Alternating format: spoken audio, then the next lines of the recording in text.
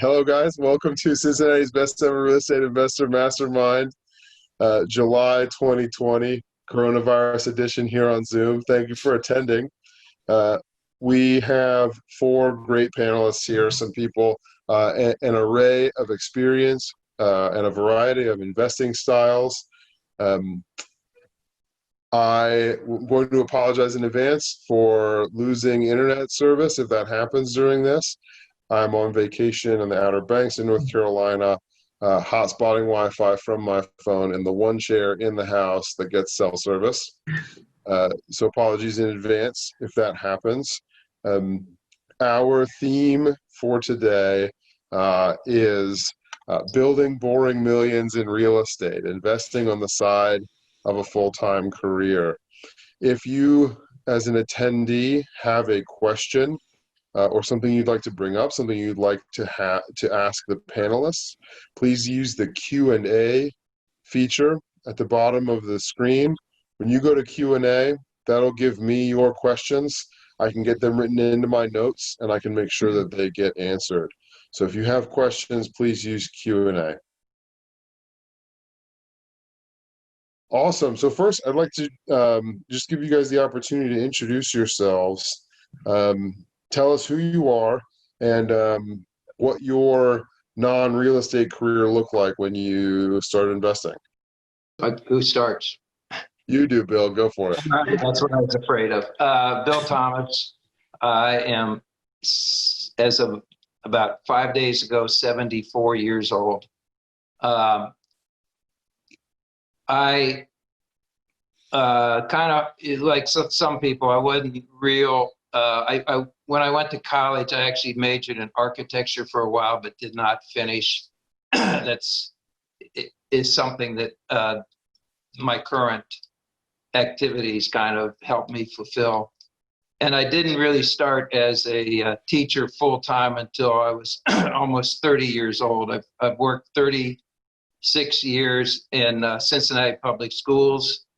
Half of that time was as a vocational teacher. Cincinnati Public got rid of their vocational department at one point, and I recertified, and I was a visual art teacher until 2014 when I retired. And basically what happened with the real estate for me is I was pretty happily, even though I had a failed marriage early on, I was pretty happily a single guy from age 29 to about 38. And single people can get by on a small income very nicely, which I was doing. And then I met Barbara, who has two lovely daughters. And it wasn't very long. We were married and had a son. I think Slocomb knows him, William or Billy. And so I went from being single to having a wife and 3 children. And all of a sudden, the money was kind of tight. So we ended up living in, maybe I'm going on too long. Tell me if we ended up living in Clifton in a large house. The first thing we did was rent out 2 rooms of the large house. And it kind of gave me an idea, maybe we can get in around Clifton, rentals are very in demand. So we bought this old place in Corryville, which was going to be, it's a 2-family. And I had it figured out that, pay the mortgages and rent part of our house, rent this 2-family, and we would have another, if I remember, we would have an extra $350 a month. It sounds kind of minimal at the time, but it was going to help. And then somebody came along who wanted to buy the 2-family. And so instead of $350 a month, it was a profit of about $8,000 in about 7 months of work. And then it all kind of went from there. I mean, I can elaborate further to the other projects, but that's kind of how it got started. And continued on for a while, I can tell you about different projects if you want at some point. you want to know though how you're able to have a career and then also do the flipping, and what happened, or basically it was flipping is what turned out.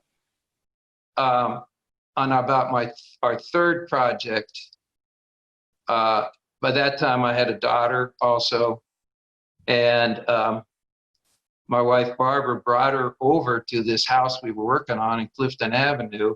She was only about 9 months old, maybe 10 months, and she was walking. And I realized, man, I am missing out. And so I kind of closed up shop for several years. In other words, there's a limit, I think, to what you can do on the side, and keep your career going, and also keep your family going, and keep the real estate going. So for quite a while, I stopped. That's also a story about how smart your wife Barbara is. to bring Destiny over and show you her walking in your project. Yes, I guess so. Yes, that's a very vivid memory. I believe remember it. where that was, and I did not see her first steps. And if you're a daddy, you understand that's pretty important. And that'll be an interesting thing to ask about for sure. Todd Kalsey. I'm also a high school teacher. Past 13 years, going on 14, and language arts at the high school level. During that time, I was also a basketball coach, but kind of similar theme to Bill. My wife and I were married, had a child on the way, kept looking at my 401k statements and was seeing, you know what, this is just kind of stalled out. I don't like what I'm seeing here. We need to do something. And I would say my wife and I are investors for 5 years, but we're landlords for 10. We were dating and were engaged in 2009, where we were in the recession, and each of us had our own first home, and we had a choice to make, like, what are we going to do with these? And running rough numbers, we figured out if we go to sell one of these, we're just going to break even or even have to bring cash to close. And it just didn't make sense. It was like, we didn't know what we didn't know back then. And it was just like, you know what, we're building our lives together and things were so crazy. It was just, let's rent it out. And we made that was one good thing we made a decision on. But, 5 years, you're trying to build your life. And that was just, okay, it's rented, put it over here. And it wasn't until we were pregnant 5 years later that I was worried, like, okay, we need to do something here, and stumbled upon, like many of us did, the Bigger Pockets podcast. And then that was my drug. And I devoured those episodes, and, it became something on the side to fuel kind of first our retirement, and then with our daughter, became kind of a secondary savings for her college fund. And that's kind of where we're at. We're growing with that single family, and then we house hacked a duplex, and we are debt averse, and we save up large reserves, and that's where we're going to fuel our next acquisition. And we self-manage. Yeah. Can I ask one question? Sure. Todd, do you still have time to coach? Because I also did quite a bit of coaching, and I'm sure it takes a lot of time and energy. Yeah, I had. Go ahead. Sure, I know what you mean, Bill. And actually, when we became pregnant, I made a pact with my wife the next couple of years. When my daughter turned 3, that's when I pulled the plug on the coaching, because I had 20 years in coaching at that point and wanted to see her grow up. So that's kind of where I'm at, and my wife. So we kind of tackled investing together. Well, quick question, Todd, and then we'll ask Kate to introduce herself. You and your wife had one on the way. Were you looking for more cash flow, increase the monthly budget, or were you looking for opportunities to build capital, build wealth, build reserves for things like college? Yeah, with the house hack was solely focused on retirement, diversifying that. And Gotcha. my wife, we made a pact that number one, when we did that, it had to be something that was a standard that she would tolerate for a year or two. And then the bargain was, after that house hack, we were moving to the next forever home, because at that point our daughter she would be of kindergarten age. We had to get into a good school district. So that was the plan. So I would have loved to have done another one, but one house hack for my wife, and then we were out. So Cool. Kay, tell us about yourself. Hey, hello everyone. My name is Kay Battle. So I started investing in 2008. Actually, when I bought my first investment property, I was still in college. So I graduated in 2009 with a chemical engineering degree, and I started my career working as an engineer with Procter & Gamble. And from the first house, as I started working, I was just saving money and purchasing. I actually moved back in with my parents after I graduated. So I had a decent amount of disposable income with my salary, and I was able to save up and then acquire, save and then acquire. So that's kind of the strategy I took initially. Eventually I moved into smaller multifamilies, and that's kind of where I am now. So. Can I ask? Nice. Go for it, Bill. You said you bought your first house while you were in college? Correct. That's, to me, is really pretty incredible. Can you, I don't know, tell me, how that came about at all? Well, I think it was a perfect storm because it was 2008 and all the, the market had just dropped. There were so many foreclosures on the market, and I was working. So as a part of the engineering program at UC, you have to do co-op. So I was interning and co-oping. So I had a little bit of money saved up, and it all just kind of worked out. I read Rich Dad, Poor Dad, and I knew that I didn't want to stay in corporate America for long. So I always entered into the workforce with the intent to stay for a short period and then leave. So I was trying to get, the ball rolling pretty early in terms of what is my strategy or my exit strategy going to be for leaving corporate. And that's kind of why I started so soon. And that was always my mindset. So to leave, I didn't want to stay. So. Real quick, raise your hand if reading Rich Dad Poor Dad is one of the things that got you into real estate investing. What was the question again? Bill started flipping houses at least 20 years before Rich Dad Poor Dad was written. It's a book by Robert Kiyosaki that is responsible for a lot of for getting a lot of people of my generation into real estate investing. It came out in '96, I want to say. So Bill was at least 20 years ahead of the curve.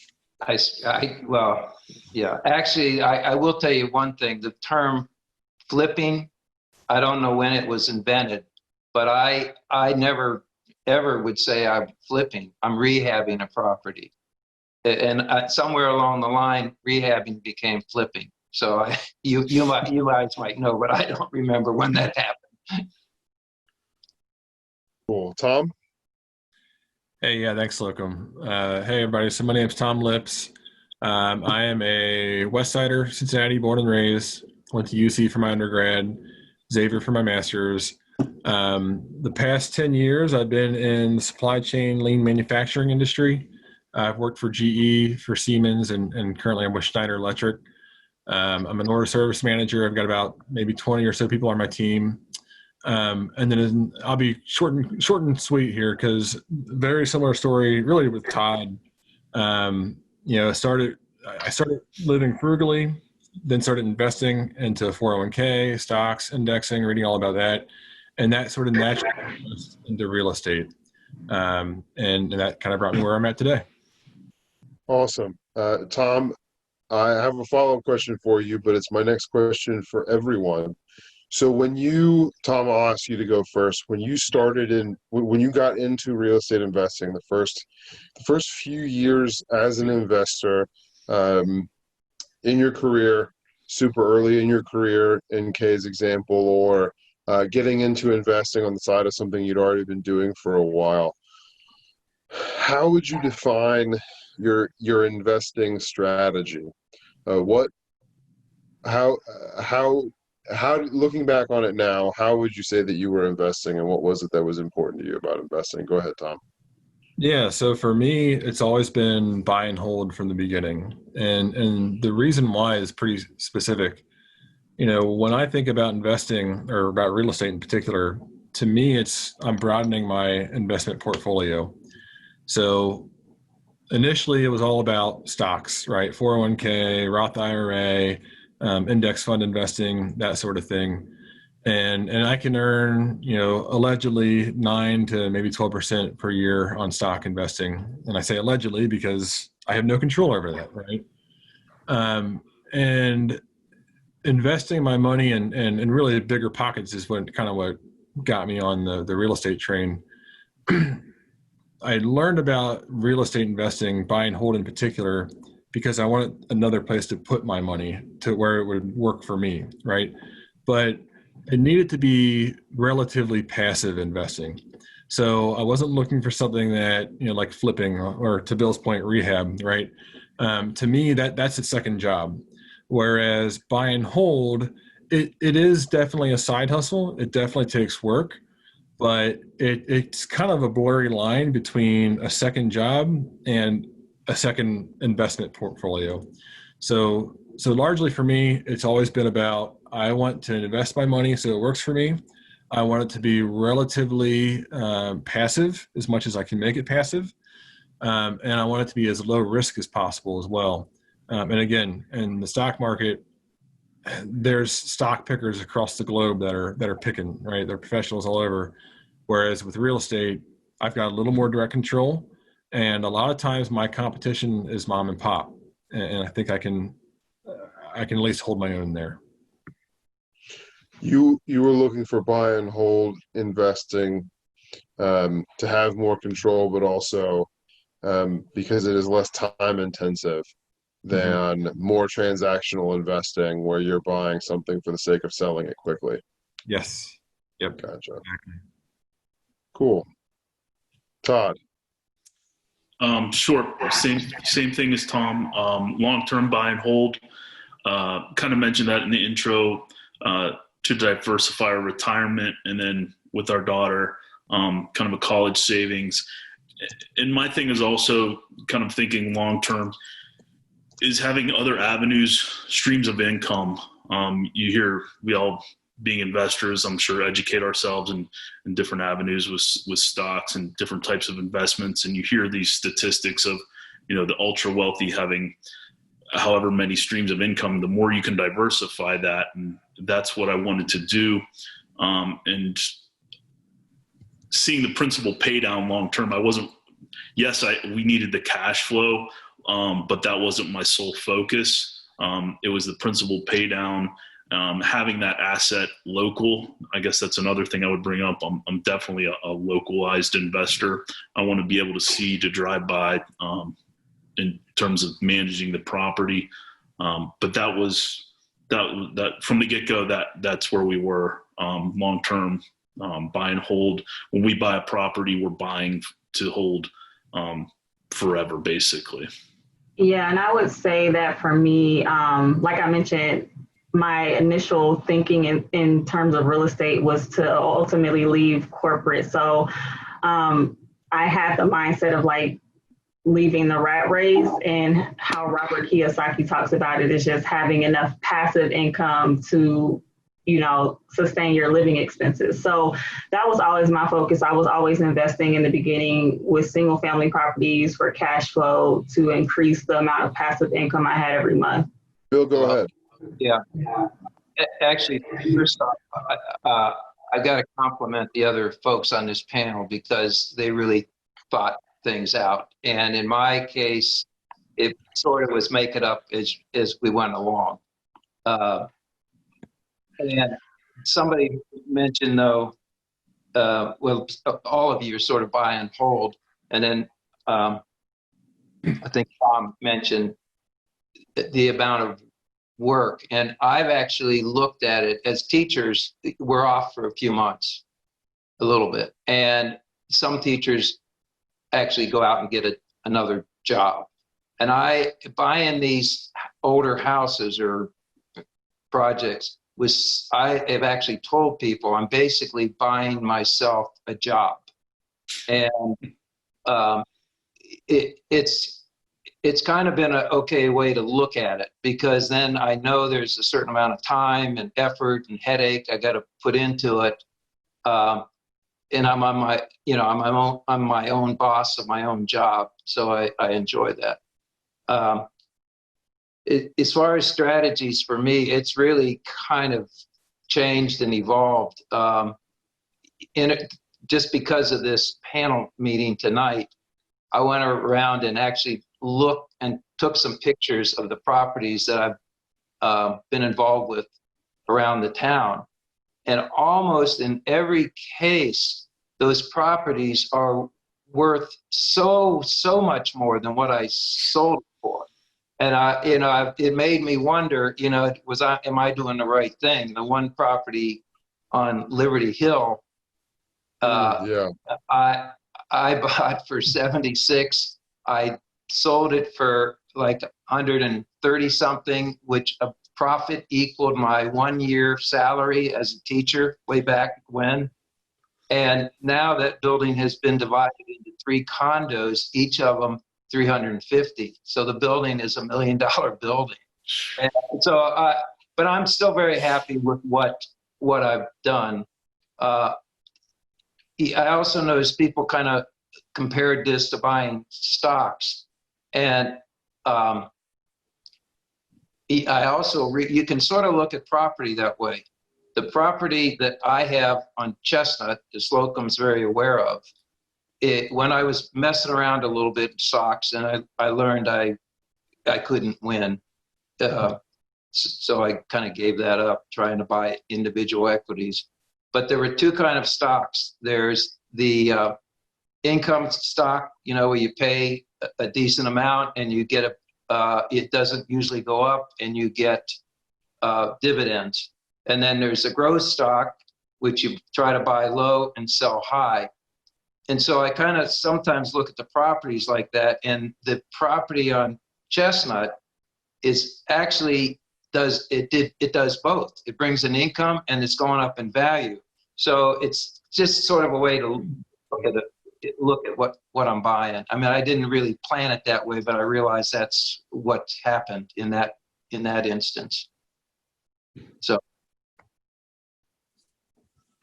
But unfortunately, my strategy, I don't think is as near as thought out. It's a lot of fun for me to do this. And so some of the things I get into maybe aren't not going to make a lot of money, but I'm still crazy enough to try it just because it's fun to try. So I don't know if I'd recommend that approach, but that's somewhat what I do. Couple of quick questions from our viewers. Did any of you start investing with a partner? I did not. I think looking back, I wish that I had probably, but in the beginning, I just knew that I could save money and purchase by myself. So that's kind of how I started. I would say my wife, right? My wife's my partner, and technically my business partner as well in this. So I was definitely kind of the driver of it, but I couldn't do it without her. And if I didn't have her buy-in, then it wouldn't work.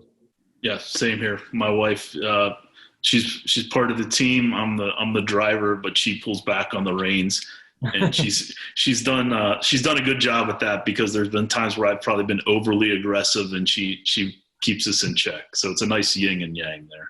Yeah, I would agree. I would have to say my wife is my partner. And having 2 different viewpoints is very handy sometimes. I've never told Slocomb this, but the property on Chestnut, if my wife hadn't walked down the street and run into the neighbor, Ron, who I think you know, Yes. we would not have owned that property. So it's kind of interesting how, as a man, how a female can have a different perspective on some things that are very valuable. Lately, I currently have actually an LLC with my son, and we own one building together in Walnut Hills, and we're attempting to do a pretty complex, for us, a very complex purchase and development at Findlay Market. And he has certain skills that I don't, and vice versa. So I think it's going to work out all right. Just stay tuned. By a year from now, we'll know. To Bill's point, if you're looking at working in a partnership, especially when you're first getting started, one of the questions you need to ask yourself is what is the what values are each of you bringing to the partnership, and how do you complement one another? If you are looking at going large scale quickly in real estate investing, then chances are you are going to find a lot of value in having a partner who, if you have money that you're looking to get invested at a higher return with more control, a partner who has some of the savvy and some hustle and some time is going to make a good fit for you, and vice versa. If you're looking to get started the way that basically Bill, Todd, Tom, Kay, and I all got started, with a single family rental house or a rehab project or a house hack, you're going to buy a 2 to 3, 4 family, live in it yourself, rent out the others. A partnership probably doesn't make all that much sense. But also, those first few small deals are the ones that give you the experience, the knowledge, and the savvy that you can carry into future partnerships. That's what's happened with me. The first few 3, 4 properties I bought by myself, and then I started working with partners who complemented my strengths. Another quick question: how did you approach financing your first deal? Questions for the whole group. I don't know if I need to hear from everyone, but I definitely need to hear from Kay, because she bought her first deal while she was still in college. So Kay, how did you finance it? So I actually just found a local bank, a small savings and loan bank that was willing to give me a loan. So as I mentioned before, I was working as a co-op, so I was able to prove income, and I had, pay stubs and all of that, and enough savings saved up for a down payment. And so since the property was going to be an income generating property, they also counted the income from the property to approve me for the mortgage. So mine was an FHA loan, owner occupant. It was a 4-family living one, rent out the other 3. I went through the same process that most first time home buyers go through. Bill, what about you? Well, actually, the very first home I bought, I was 26, and I just bought it because I was a young married guy, and we kind of thought maybe we needed a house, so we bought the cheapest house we could find, but in a pretty good neighborhood. So it wasn't even really. It was just a mortgage to try and buy a house, but actually, I think that's one of my weaknesses. I don't really have any secret about the financing. By the time I owned the second house with Barbara, and we bought a separate house, I only had $10,000 sitting around, and enough income to get a teeny little loan, and it worked. And then I'm quite certain I went back to the same bank for the second loan. That has helped. With my son and I, we have a pretty good relationship with one bank in town, and they're one of the people we're going to go to possibly for this bigger project we're working on. But I actually feel that's definitely a weakness of mine. If I could have a partner that knew more about financing, it would be helpful. Yeah, it was like you, Slocomb. The duplex that we house hacked was an FHA, and back when my wife and I, before we were married, bought our homes, I mean, that was literally when they were giving loans, as long as you had a pulse. I did no money down, and I think my wife put down 10% at that time, and way back when. Yeah, I think I don't know what the age of the audience is, but as someone who's fairly old, I certainly have seen a whole different situation when you walk into a bank. Sometimes it was very simple, a few pieces of paper way back then when I bought my first house, which would have been in 1973, and then of course then it was a different experience in the, I guess, early 2000s, where the banks were sort of giving money away. And then when everything crashed in '08, then it was a whole different story and much different problems getting a loan. So it seems like once you figure it out, it's going to change because the the finance situation changes. I was short and sweet here. So 25% down conventional loan. The only thing I'll add to that is it is a local credit union that I've been using, and I've stuck with them intentionally, trying to build that relationship so they know when I call them to get pre-approved that I'm serious, and it's worked pretty well. I'd like to add one word of caution because of when money was easy to get back there, and if it was '05, I sold a 4-family that we owned here in Wyoming, and I kind of sold it because my kids were starting to go to college. I needed some cash. The guy who bought it was a very, very smart guy, but he outsmarted himself. He actually got money at the closing, if you can believe that. And to make it short, a year later, everything crashed for him. He lost every property he had. So, and I remember talking to him about his approach, and I said, I tend to use a property as a bank account. Don't worry so much about a real low down payment. When I sell a property, there's quite a bit of cash available to come back. And so I kind of look at it, the financing sometimes, as just a savings account. And it seems to make sense for me. Think back, guys, to the first, when you first started investing, working in supply chain management as an engineer, working in the school setting. Put yourself back in that mindset. How did you decide which deals you were and were not going to pursue? Were you looking to balance potential returns and the amount of time or energy involved in executing a deal? Did that have something to do with your strategy? And how active were you then in the management of either your properties or your rehab projects? So how are you making those decisions when you guys first started? So for me, Slocomb, like I mentioned before, initially I was looking for something that could outperform the stock market, right? For me, it was an investment to kind of get into, and that's what I was, looking out for. And I wanted something that was lower risk, mostly passive, that would give me a cash flow. And so the more and more I learned about real estate, did self-education, listened to Bigger Pockets, read lots of books.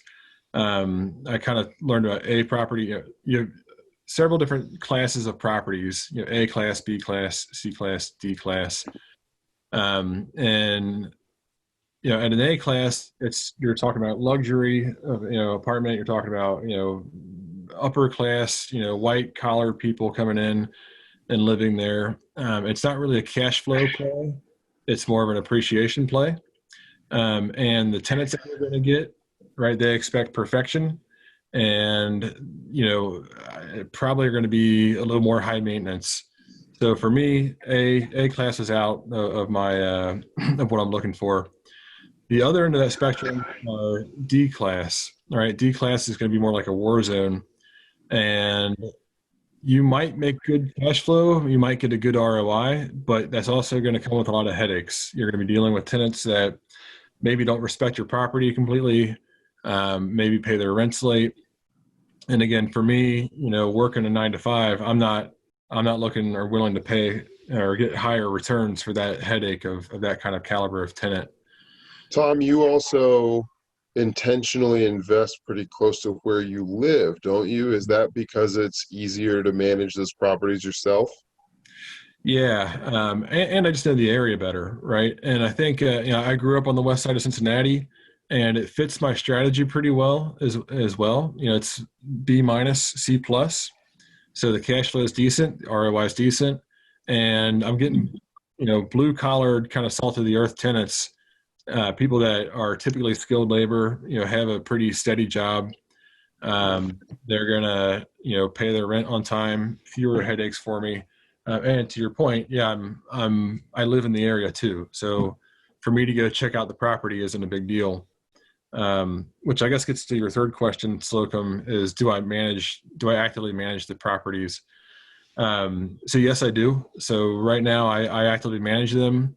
I will say that, right now I've got 3 properties, and as that grows, my intention isn't, so once I have 3 times as many properties, my goal is not to be doing 3 times as much work, right?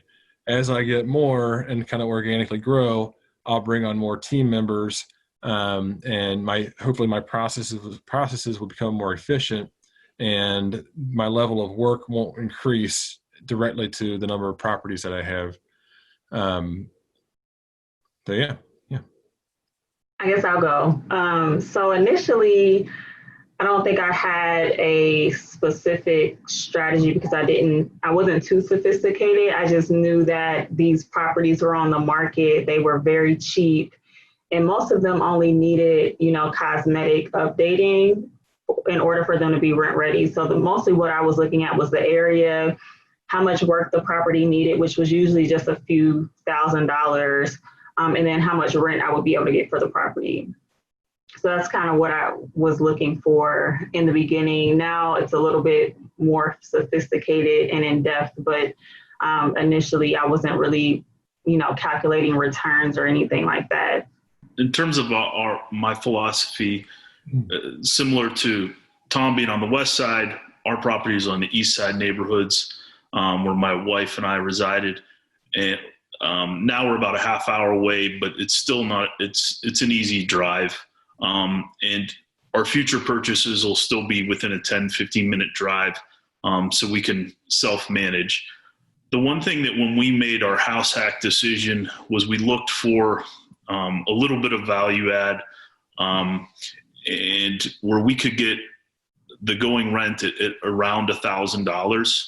I mentioned earlier, it was a purchase where my wife had to be comfortable. It was a neighborhood that we were comfortable in, and that $1,000 threshold would attract a kind of professional or white collar job person where you're not going to be management intensive.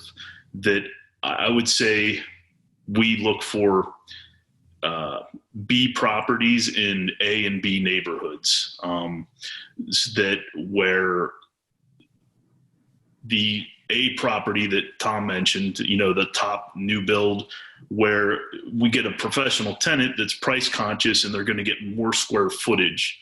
It doesn't have all the bells and whistles, but it's an older building, but we go in and paint, refinish the hardwoods and keep it really nice. So I typically have single professionals that live in a 2-bedroom that use the additional bedroom as an office space or something like that. And it's really easy to manage. That's worked well for us. And that's kind of where we're, kind of our philosophy as we move forward. I have a couple extra questions in this vein for Bill, since he was doing more rehab projects, but I will point out one of the things that I'm hearing you guys say, and I happen to know Todd, Tom, and Kay pretty well. When you hear like A, B, C, D neighborhood, assuming that you are executing well on your business plan and doing a good job of property management, the cash flow is better in lower income rentals. However, cash flow is not Todd's goal specifically. Todd's goal is building capital and building wealth, building up his assets so that capital is available in the future. If you are looking to invest for appreciation, you are more likely to find it in nicer areas. You're also more likely, and this plays out in my own portfolio, you're gonna get fewer calls from higher paying tenants. The higher the rents are, typically the fewer hassles you're going to have in management of your property. Hopefully that's helpful for you guys listening in. Bill, specific to your rehab projects, and thinking couple of things. One, you were a school teacher, which is very intense for 9 months out of the year. Were you really only rehabbing during your summers? And then one more question, how much rehab was too much in a project? Good questions. I definitely was doing some rehab while I was still teaching, during the school year, which meant in the evenings and on the weekends, and of course, hot and heavy in the summer. I can remember, it's funny because this was the project that the daughter started to walk, and I remember coming home, saying hi to my kids and my wife. She fixed me a little snack, and I tried to get over to the property by 5 o'clock and work for another 5 hours. It was I was young, I had a lot of energy, but it takes a little bit of a toll on you. So that's a very important part of it. There's just so much gasoline you have in your tank.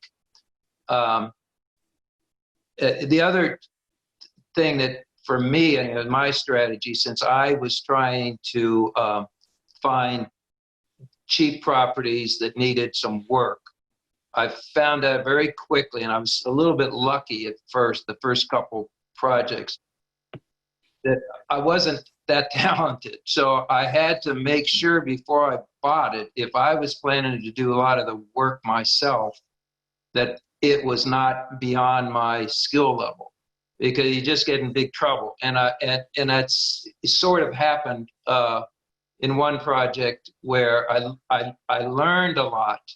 I needed building permits, I needed a plumbing permit, I needed a full house rewire, and I was hiring anyways. At the end, when I went to sell it, I had worked my rear end off for about 7 or 8 months, hired all these people, and went away from the closing with the same amount of money that I put into it. So that can happen. The other thing that I would like to say is you're absolutely, I don't know exactly A, B, C, D clients, but you're very much correct. And if you have for the most part, the higher rents, not only are they fairly easy people to deal with, quite often, in my case anyway, it's been pretty easy to sell. I had a 4-family in Wyoming. Wyoming's where we live. It's a good neighborhood. People want to get there, for the schools and so on. I had almost no vacancies for about 5 years. Very, very, if somebody was moving out, somebody found out about it, and they moved right in. And when I went to sell it, I actually printed up a little flyer and I stuck it out in front of the building. And within 3 hours, I had the guy who bought it. I mean, it was pretty, but a lot of that has to do with, it was a neighborhood people were looking into. Another, since you mentioned strategy, and this is pretty tricky, although I think Slocomb has benefited from this, is kind of playing the game of what neighborhood is going to start to increase in value. when before we bought the house on Chestnut Street, which is the West End, I looked all around OTR, and it just, either the building was in such wretched shape that it was way, way beyond my skill level, or it was way too expensive. So a real estate trick is you kind of expand to the next neighborhood and see what will happen. And that's actually what happened in my first home by accident. I bought a house in the East End, and by the time I sold it, it was called Mount Lookout. And that's pretty much what's happened in the West End. Those values have shot up pretty nicely.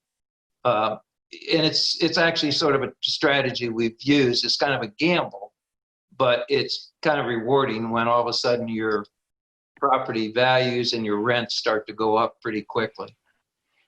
So. Hey, Slocomb, can I make a point? Go for it.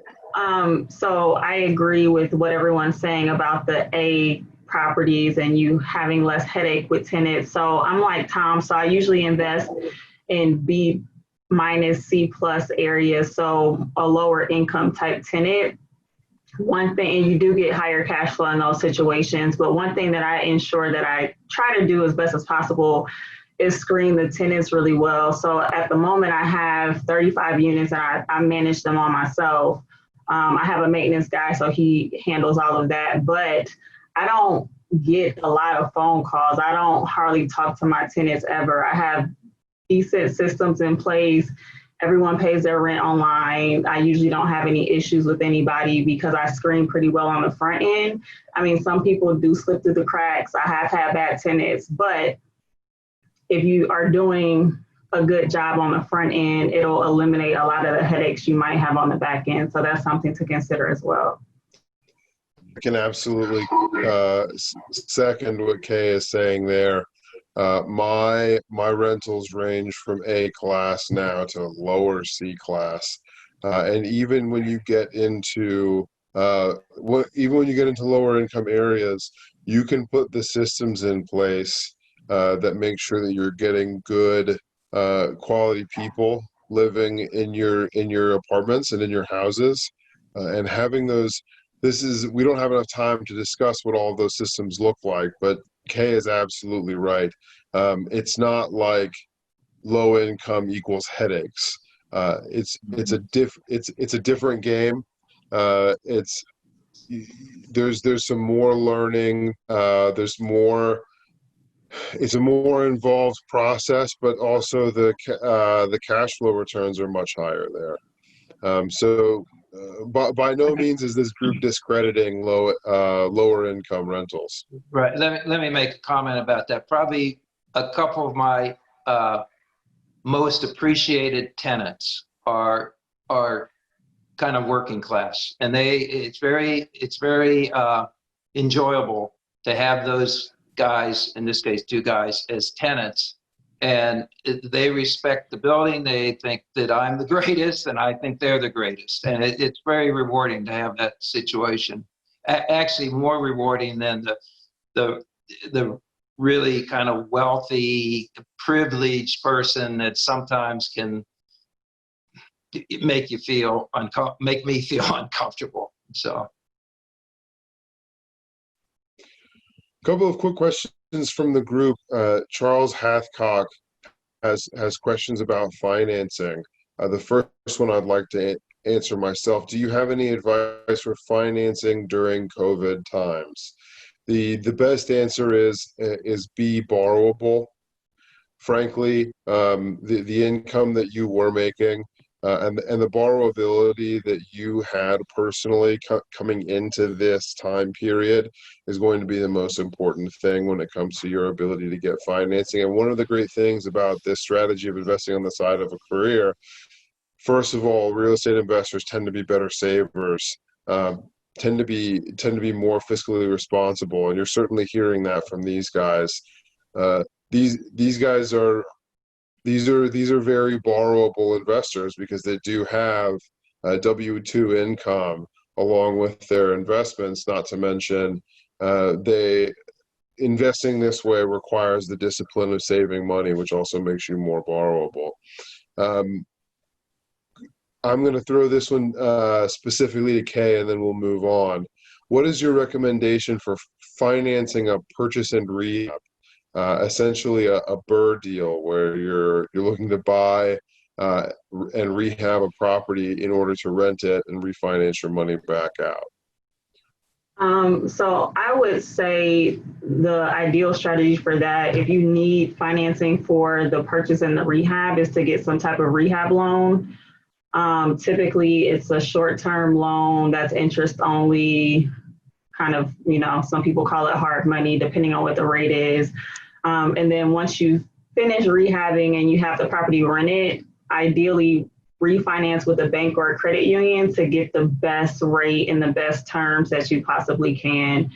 One thing that I would caution right now during COVID is ensuring that, so no one really knows, like right now the market is really hot and COVID hasn't really impacted the real estate market as of yet, but it's likely gonna come. So depending on how long it's going to take you to refinance or rehab and refinance the property, just make sure that you're being conservative with your ARVs, because pricing and housing values might drop by the time you go to refinance your property, and you want to make sure you're able to pull out the money that you put back into the property and then whatever your additional you're planning to make in terms of a profit. So I would just caution that using that strategy at this time.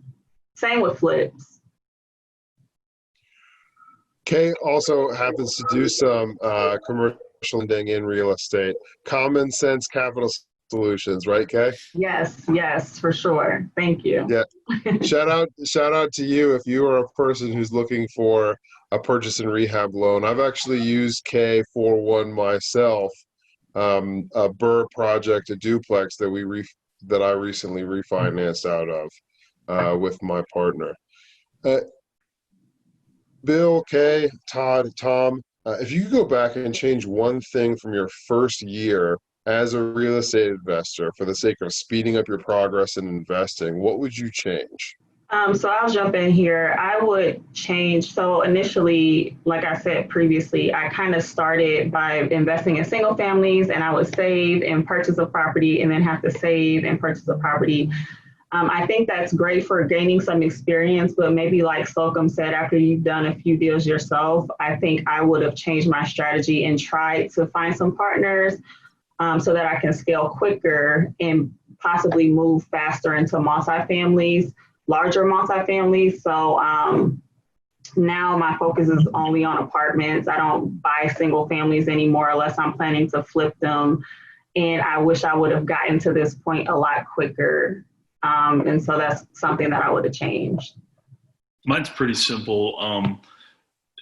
I educated myself with podcasts, had daily Amazon deliveries of real estate books, just devoured everything left and right. But what I wasn't aware of was literally, Joe's group. Became aware of Cincinnati RIA. But if I could have taken that first year and got out and met more people, I've learned so much from this group of just showing up. When I saw Kay was on the panel, I went back and found her video and watched that, and wish I was investing and knew what I knew then when she bought a house for like 14 grand or something like that. So, but I've learned so much, and just hearing people's own experiences, like Bill tonight, it's one thing to read about it, but to actually, talk to people in the flesh and blood, and you learn so much. And that's the thing, the relationships, the acquaintances, and just hearing people speak, it's done a ton for me and my experience of learning directly. I'm gonna piggyback off of that, Todd, because I agree wholeheartedly. In the beginning, I was more, just like you said, devour the material, self-educate, jump in and make it happen, and go into the Joe Fairless meetup groups, meeting the people on this call. Slocomb had a book club for a little while, which is pretty good. That's something that I definitely did not do in the beginning. It's outside of my comfort zone, right? So getting out there, meeting other investors, it's energizing and extremely educational. So I would Not to steal what you just said there, Todd, but I think that's the perfect one. My turn. I'm very impressed with fellow panel members. Did a lot of self-education because although I don't know if I would have changed this, I basically just jumped in the deep water and learned from my mistakes. And I'm not real certain how else. I mean, it kind of worked for me, to tell you the truth. You know, if you don't try something, you're not going to be able to accomplish it. So that worked out. But there's a couple things that you ask about doing things differently. I really wish that I had a little more knowledge about financing, because I don't even know the rehab loan you just talked about. I need to learn more about that, because some of our first projects, I would pretty much run out of money. And a couple of them, at least one or two, at the end, I literally just ran up my credit card buying the appliances and stuff before we put it up for sale, and then hoped it would sell in a month or less, so I could pay off my credit card. I'm sure that's not the best way of doing it.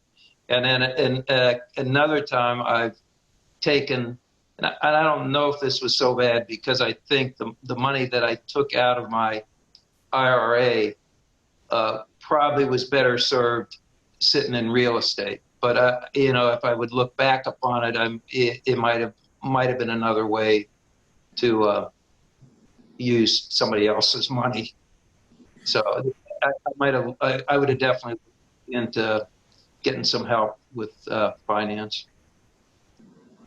Speaking to the newer investors who are watching and listening in, and thinking that they themselves are planning to keep their career, at least for now, and continue investing on the side, what advice do you have for them?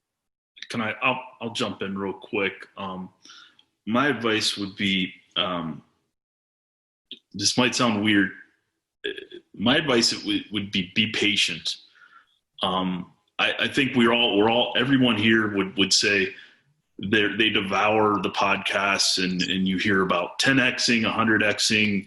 This person has 5,000 units, and it's amazing what people in this group have done and what you hear people doing out there. But when I look back on our experience of my wife and I, being patient let us avoid a lot of mistakes early on. We just had dumb luck early on, where we were offered a pocket listing of a fourplex that we went in with a contractor and we're gun ho, and I was ready to go. This is awesome. This is the diamond in the rough. And looking back, it would have maxed us out financially. And if that first deal would have gone south, it would have wrecked us financially. I was probably being a little too aggressive, and just being patient, waiting, educating, evaluating, and then executing. So that's my piece of advice. I think right now, like Kay said, I mean, we're in COVID, we're in a pandemic, the market's still crazy. And I think a lot of it's people that, the fear of missing out, they got to do a deal. So that's just my take in the short time. Like I said, I only have 5 years under my belt as an investor, but that's kind of what I see. And I just like to be more deliberate, conservative. And the number one rule is don't lose money. So be patient. Yeah, and I would agree with that, especially in this time, because it's crazy. There's very low inventory. And so since there's low inventory, a lot of people, in my perspective, are getting into deals that they shouldn't get into just because they want a deal. So really evaluating deals, making sure they're the right deal. And if it's not, keep looking, even though this might be your first deal and you're just itching to get one under your belt. And then also being focused. There are a lot of different strategies in real estate. And I think in the beginning, when you're starting, picking a strategy or maybe two and really educating yourself and learning about that strategy without, jumping from wholesaling to flipping to holding to notes to whatever, jump around. And I think that might cause some people some distress as well. So being focused, and also being patient. I would say, understand your risks and put measures in place to not necessarily avoid them, but reduce them. So for example, have a buffer of cash, right? Especially if it's your first deal. Don't buy something that stretches your resources to the limit. Have a buffer of cash to, something's probably going to go wrong, right? So plan for that. But also, put it into perspective too. If that first deal doesn't go as well as you had hoped it would, that's okay, right? As long as you've prepared accordingly, you've saved, and you have a little bit of a buffer, and you understand the risk going into it, it's okay to fail. It's okay to not do perfect on your first deal, as long as you put it in perspective, right? Make sure you're not going to be put on the street. You're not breaking the bank. Treat a loss like it's tuition, right? You can cut your teeth that way. So anyways, I would say it doesn't have to be perfect to get into it, but do understand the risk associated with it and take measures to reduce that risk, and then just jump and go for it. I think it's my turn. I kind of agree. Do not take a very big bite the first time. It's okay to start with some inky dinky thing, because you're learning. Here's another odd piece of advice. Do not watch too much HGTV, because I don't know if the other folks have had this experience, but I have had a lot of people come up to me while I'm working on some building, and they tell me, everything I'm doing wrong and how they know how to do it. And it's only because they've watched these 30-minute segments, where the property gets purchased, they have a problem, they solve the problem, they sell it, and it all happens in 30 minutes. So you got to keep the right perspective. The other thing, I think you asked me about doing this and also having a job. It's real important to kind of figure out the balance of things. I mean, the wife's important, the children are important, the job that I suppose there were a few times I thought maybe I could quit my teaching career, but I never thought about that too seriously. I enjoyed coaching, so when it came time to coach, I was able to do that. It's all kind of a balance. I think some people fail when they jump into it too strongly, and then all of a sudden another part of your life is kind of out of balance, and then you get trouble. So a couple of quick questions from our attendees, then one final question for each of you. This is from Christian David. Are there any courses anyone has purchased or attended that they recommend for learning more about multifamily investing? I'm house hacking a duplex and looking to expand, but I want to make sure I'm going about it in the smartest possible manner. I'll jump in on this first. I have a feeling that this crew is going to tell you, as opposed to courses or trainings purchased, that the first thing you need to do is be reading books. Books are more affordable. They're also at your own pace, and they give you the opportunity to take notes. And the second thing you need to be doing is networking with other people, ideally in your local area, who are doing what you want to be doing. If I had to tell you what my the way that I've been learning to get to where I am now and where I'm going, it's a combination of those two. Be studying real estate investing when you have the opportunity, and make introductions and get to know people who are where you want to be. Opportunities like this, especially when this meetup is in person, as soon as we have the opportunity to put 80 to 120 people into a room together, you should be one of them, to make sure that you're having the opportunity to meet and learn from the people who are doing what you want to be doing. Do you guys have anything to add to that? Yeah, I will just add, I agree. And if you're getting started or you're wanting to get into something like multifamily or something that you don't have a lot of experience with outside of this group, I think Cincinnati has one of the best real estate investors associations in the state, if not the region in the country. And they actually have they have small focus groups. So it allows you to actually network with people who are doing what you want to do. And they have a small apartments focused, like multifamily focus group that's actually really, really good. So I would say look into the RIA and see if it's worth your time. You can visit without paying a few times and then see what you think. So Mark Hutton, who runs the apartment subgroup, was actually on this Zoom call a little while ago. okay. Yeah, so the guy who runs the group Kay's talking about was here listening in. One last quick question. We have asked to speculate about which neighborhoods are next in Cincinnati. Where will we see the most appreciation in the next few years? Disclaimer, you're asking about the future. I get it, and it's a very important question. But that means that the answers are all speculative and should be taken with a grain of salt. The more specific we get with our answers, the more likely it is that we will be wrong. So please keep that in mind with the way that we answer this question. Yeah, pause the recording. Someone right else now. I'll let someone else jump in first. Which neighborhoods in Cincinnati are the next big thing? So I'll jump in. As Slocomb mentioned, I left my job as an engineer in 2018 and I started a commercial lending business. So I work with a lot of real estate investors locally and nationally, just helping them get financing.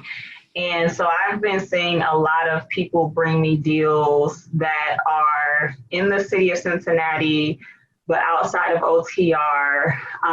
So of course, the West End, Mount Auburn, Walnut Hills, and some of those areas are already, trending in that direction. Some are still in the very early stages. Even places like Avondale is seeing a lot of activity. So a lot of the areas that I think are the new trending places are still very early on, so they can be very scary.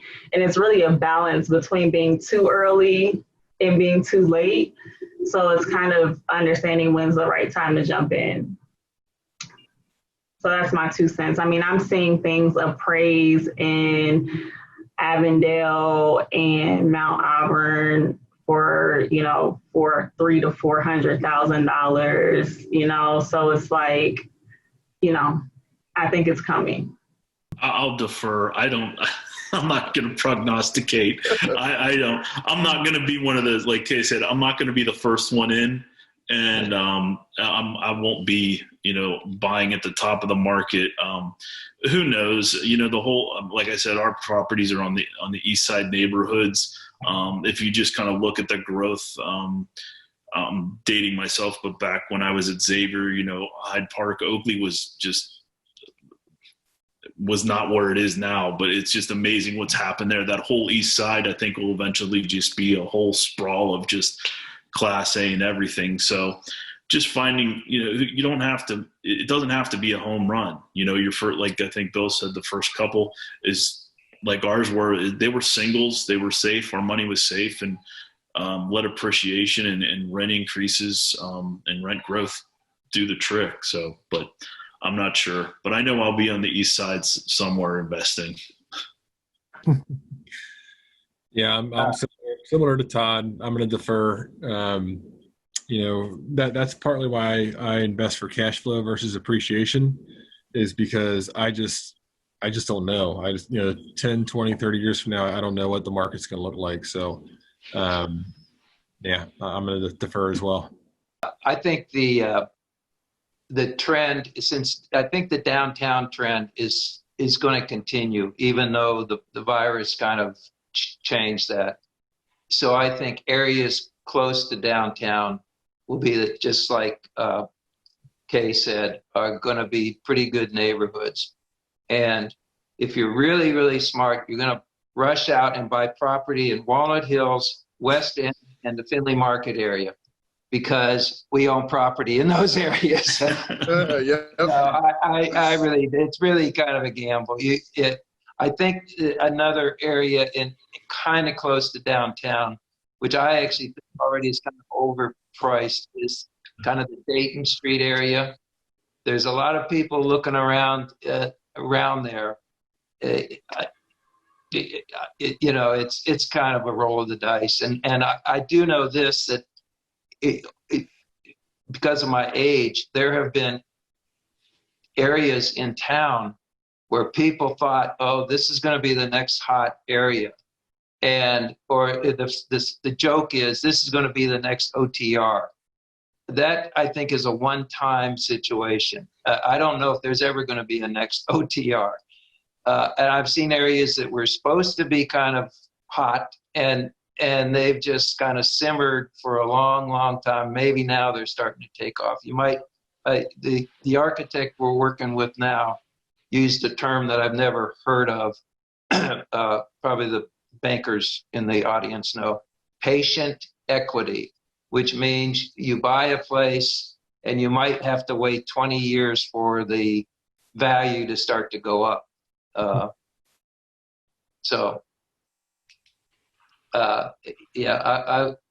It's pretty hard to pick the next neighborhood. Yeah, I think Cincinnati is interesting also because a lot of the neighborhoods, even the ones we're talking about, can literally be street to street. So you can have a That's very true. One street was 400,000, and then the next street you see properties worth 50. So it's really difficult to say. I jump in with a canned answer. Apologies that it's so dark behind me. If I go over to the other side of the room to switch the light, I may lose my signal. But I have a bit of a canned answer for this, since working as a real estate agent with investors, often out of town, out of state investors, is what I do for a living. There are a couple of trends.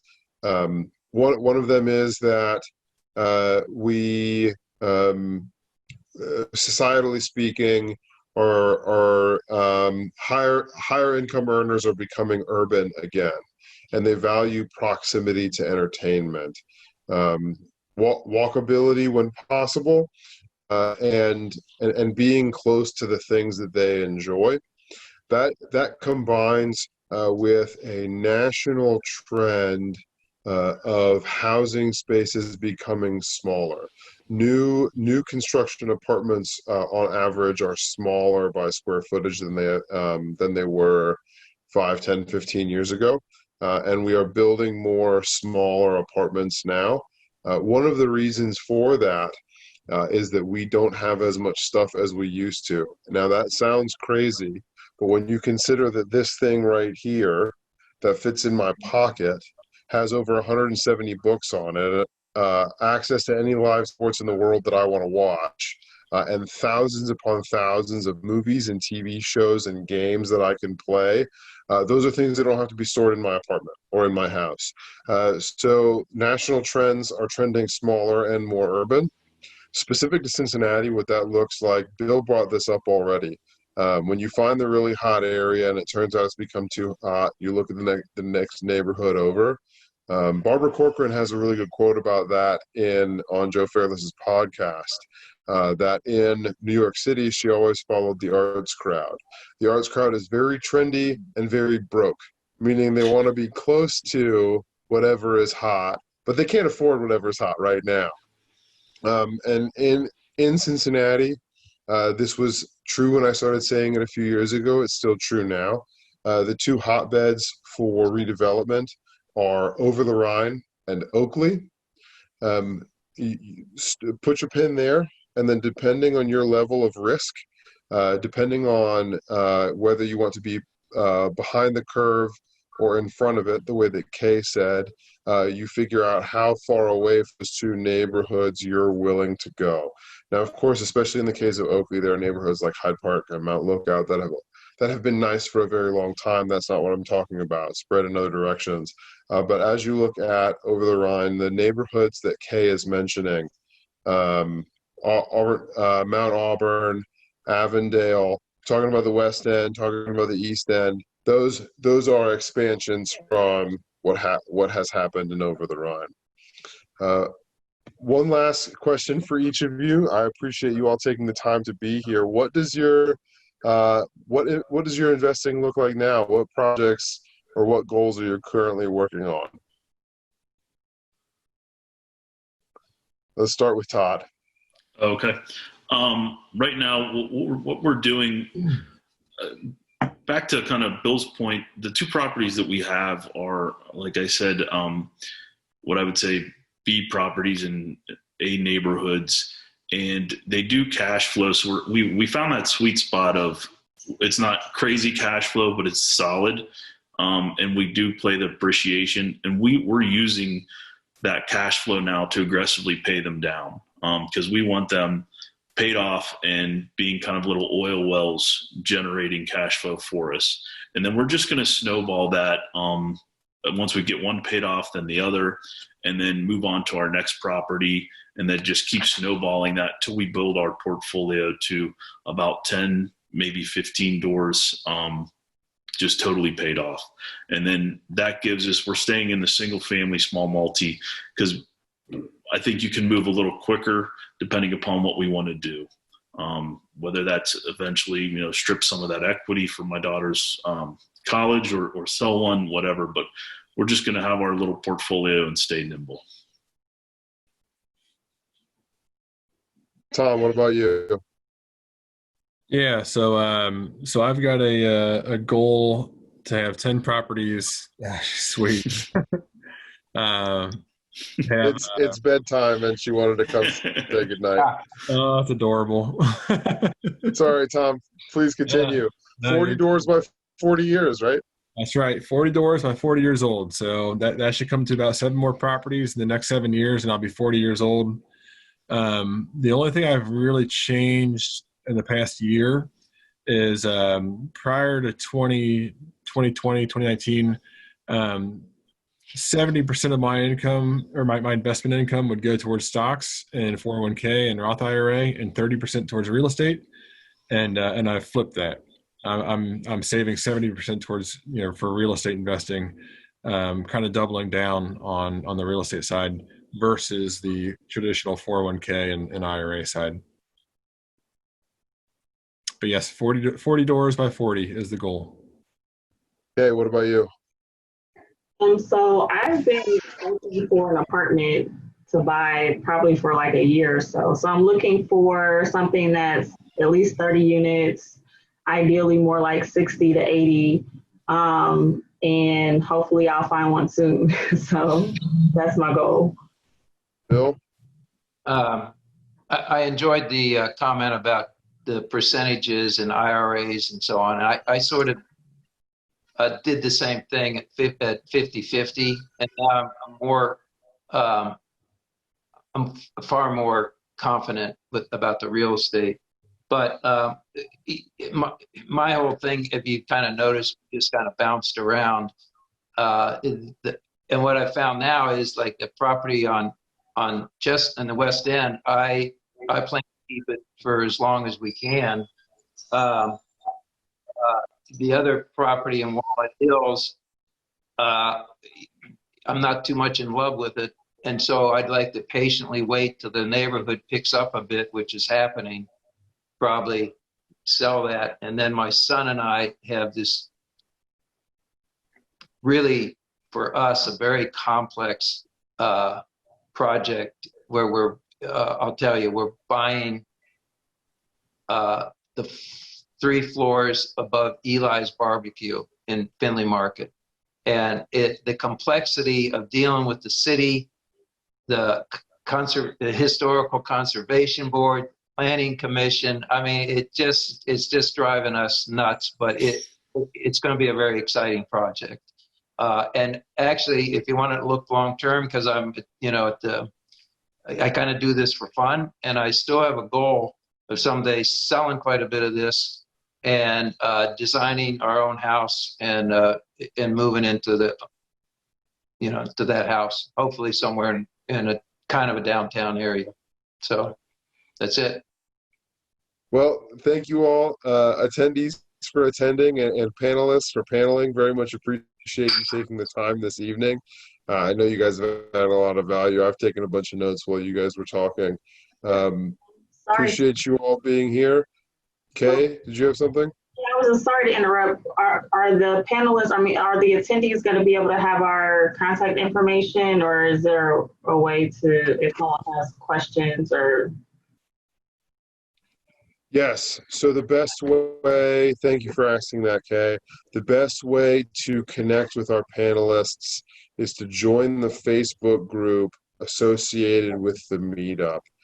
Because you registered for this meetup in order to attend, you will be sent an invitation to join the Facebook group. I suggest you do that. That's the best place to meet with us and with all of the, to connect with us and all of the other people who are involved in this group. There are a few hundred active real estate investors in Cincinnati in that Facebook group. It's a great place to connect with people, including and especially Bill, Kay, Todd, and Tom. And it's a great place to get your questions answered by local experts.